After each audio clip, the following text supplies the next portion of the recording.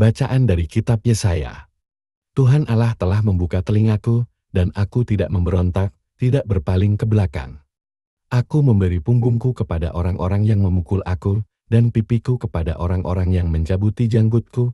Aku tidak menyembunyikan mukaku ketika aku dinodai dan diludahi. Tetapi Tuhan Allah menolong aku, sebab itu aku tidak mendapat noda, maka aku meneguhkan hatiku seperti teguhnya gunung batu. Karena aku tahu bahwa aku tidak akan mendapat malu, Dia yang menyatakan aku benar telah dekat. Siapakah yang berani berbantah dengan aku? Marilah kita tampil bersama-sama. Siapakah lawanku berperkara? Biarlah ia mendekat kepadaku. Sungguh, Tuhan Allah menolong aku, siapakah yang berani menyatakan aku bersalah? Demikianlah sabda Tuhan. Syukur kepada Allah.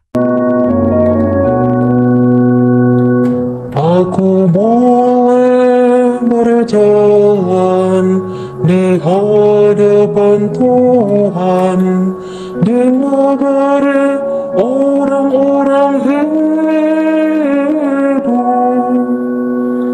Aku mengasihi Tuhan, sebab Ia mendengarkan suara permohonanku. Sebab Ia menyendengkan telinganya kepada aku. Maka seumur hidup aku akan berseru kepadanya.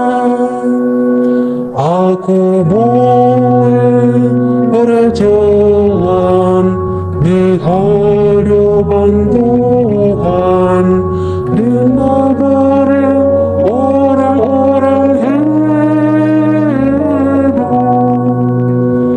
Tali-tali maut telah melilit aku, dan kegentaran terhadap dunia orang mati menimpa aku. Aku mengalami kesesakan dan kedukaan, tetapi aku menyerukan nama Tuhan. Ya Tuhan, luputkanlah kiranya aku.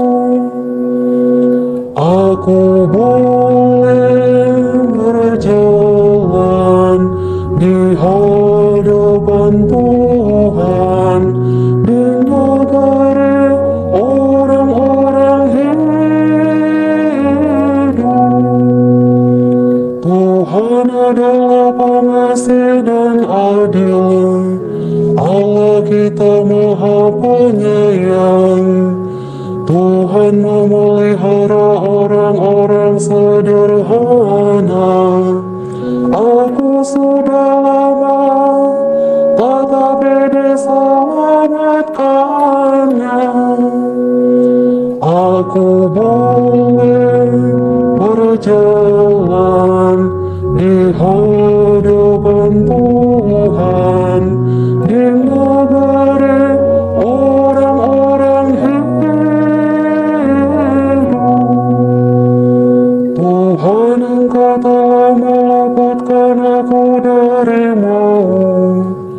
Engkau telah melepaskan mataku dari air mata, dan kakiku dari tersandung.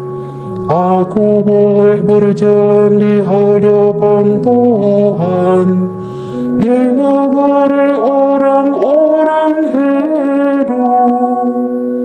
Bacaan dari Surat Rasul Yakobus. Saudara-saudaraku, apakah gunanya kalau seorang mengatakan bahwa ia beriman, tetapi tidak mempunyai perbuatan? Dapatkah iman itu menyelamatkan dia? Misalnya saja, seorang saudara atau saudari tidak mempunyai pakaian dan kekurangan makanan sehari-hari. Kalau seorang dari antara kamu berkata kepadanya, "Selamat jalan. Kenakanlah kain panas dan makanlah sampai kenyang," tetapi ia tidak memberikan kepadanya apa yang diperlukan tubuhnya, apakah gunanya itu? Demikian juga halnya dengan iman.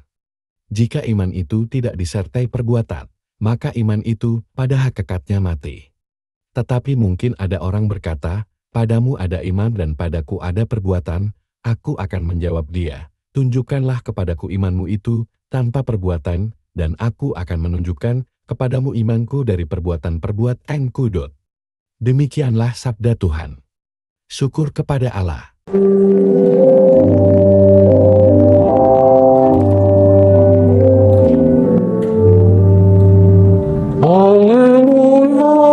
haleluya, haleluya.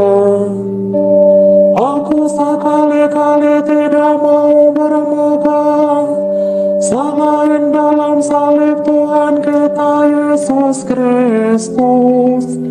Sebab olehnya dunia telah disalibkan bagiku, dan aku bagi dunia.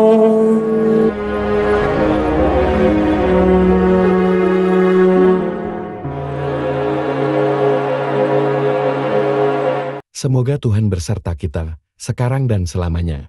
Inilah Injil suci menurut Markus. Pada suatu hari Yesus bersama murid-muridnya pergi ke kampung-kampung di sekitar Kaisarea Filipi. Di tengah jalan Yesus bertanya kepada murid-muridnya, kata orang, "Siapakah aku ini?" Para murid menjawab, ada yang mengatakan Yohanes Pembaptis, ada juga yang mengatakan Elia, ada pula yang mengatakan seorang dari para nabi. Yesus bertanya lagi kepada mereka, "Tetapi menurut kamu, siapakah aku ini?" Maka Petrus menjawab, "Engkau adalah Mesias." Lalu Yesus melarang mereka dengan keras supaya jangan memberitahukan kepada siapapun tentang Dia. Kemudian mulailah Yesus mengajarkan kepada mereka bahwa Anak Manusia harus menanggung banyak penderitaan. Ia akan ditolak oleh tua-tua, oleh imam-imam kepala dan ahli-ahli Taurat, lalu dibunuh dan bangkit sesudah 3 hari. Hal ini dikatakannya dengan terus terang. Tetapi Petrus menarik Yesus ke samping dan menegur dia, maka berpalinglah Yesus, dan sambil memandang murid-muridnya ia memarahi Petrus, katanya, "Inyahlah iblis. Sebab engkau bukan memikirkan apa yang dipikirkan Allah, melainkan apa yang dipikirkan manusia." Lalu Yesus memanggil orang banyak dan murid-muridnya, dan berkata kepada mereka, "Setiap orang yang mau mengikut aku, harus menyangkal diri, memikul salibnya, dan mengikut aku, karena barang siapa mau menyelamatkan nyawanya, ia akan kehilangan nyawanya. Tetapi barang siapa kehilangan nyawanya, karena aku dan karena Injil, ia akan menyelamatkannya." Demikianlah sabda Tuhan. Terpujilah Kristus.